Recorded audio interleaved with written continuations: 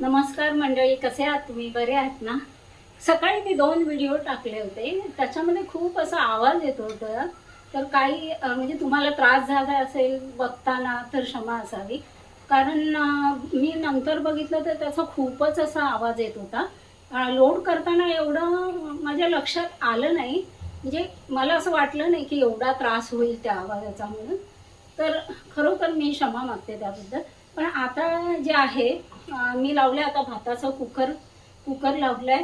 हा सार करून घेतला, सौंदाळे होते तर हा सौंदाळ्याचा सार केलाय. हा सार करून घेतला आणि आता मला मेन म्हणजे तुम्हाला ना आलं लसूण पेस्ट कशी करायची ते दाखवायची होती.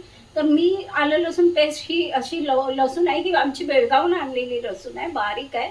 हा ती धुवून वगैरे घेतली आणि आलं, ह्या एवढ्या लसणीला एवढं आलं आणि हे वाटीभर चिंच.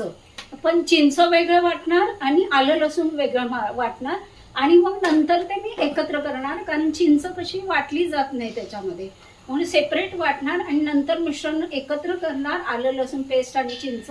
आणि त्यात मसाला मिरची पावडर टाकणार, हळद टाकणार आणि ते ठेवून देणार. आणि ते माशासाठी पटकन मग ते वापरायला, फ्रायसाठी वापरायला येईल. पेस्ट करून तुम्हाला दाखवते.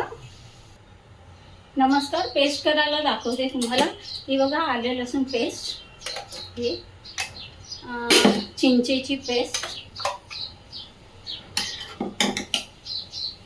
आणि यात आता हळद चवीपुरता, जास्त नाही, आणि मिरची पावडर. ही बेडगी मिरची मिळते ती पावडर बारीक करून मी ठेवलेली आहे, ती टाकली.